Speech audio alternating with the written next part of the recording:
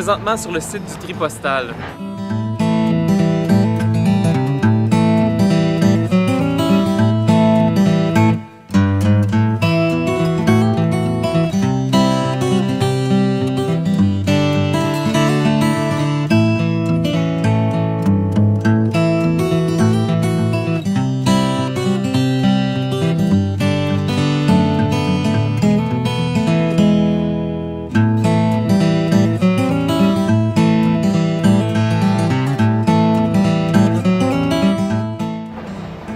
Dans le secteur Griffintown, le plus gros projet des prochaines années dans le secteur de l'île de Montréal. Vous êtes plusieurs à vous demander la grande question, est-ce que je m'achète un condo, est-ce que je m'achète une maison, est-ce que je l'achète en ville ou je l'achète en banlieue? Pour vous aider, je vais vous donner quelques principes de base pour partir une réflexion sur le sujet. En banlieue, souvent, la valeur des propriétés est représentée par 2/3 la bâtisse, 1/3 le terrain. En ville, ce ratio s'inverse. À l'exception de la charpente et des fondations, et ça c'est encore drôle, tout sera à refaire un jour ou l'autre.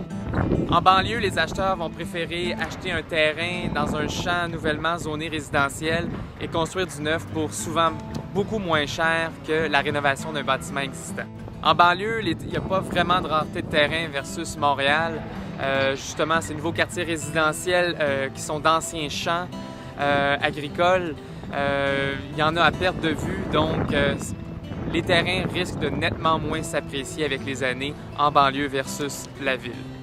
En ville, l'absence de terrain fait en sorte que la rénovation ce sera souvent la seule alternative. Une rénovation d'une propriété en ville sera un meilleur investissement à long terme. Il faut savoir que rénover une maison en banlieue ou à Montréal, les fenêtres, la toiture, le salaire du plombier, de l'électricien sera exactement le même, sauf que la valeur finale de la propriété sera exponentielle en ville versus la banlieue. Si vous me demandez entre une maison ou un condo quoi prendre, c'est sûr qu'à prix égal, vous prenez la maison bien évidemment pour l'aspect du terrain, mais pour se baser sur l'élément prix, souvent le condo va être le seul moyen, la seule option envisageable pour l'île de Montréal. Sinon la question, la ville ou la banlieue? Donc la réponse est simple, la ville, la ville, la ville, la ville. C'est les services, les hôpitaux, les restos, les musées, les salles de spectacle, c'est ce qui donne la valeur à la ville. Alors définitivement, choisissez la ville. Le condo permet d'être près des services, dans les secteurs tendances, pas de trafic des ponts. Ça limite les frais, chauffage, les taxes, l'entretien. Souvent on a besoin d'une voiture en moins. Et souvent, évidemment, le prix des maisons est nettement moins que les finances. Personnellement, je ne crois pas du tout aux condos en banlieue. Le ratio prix des maisons versus prix des condos fait aucun sens. Personne ne devrait acheter un condo en banlieue à 300 000 $ quand pour 375 000 vous avez une propriété, un bungalow avec un terrain. En ville, le ratio justifie l'achat d'un condo parce qu'un bungalow est tout à fait non envisageable vu le prix excessivement élevé des terrains dans certains secteurs.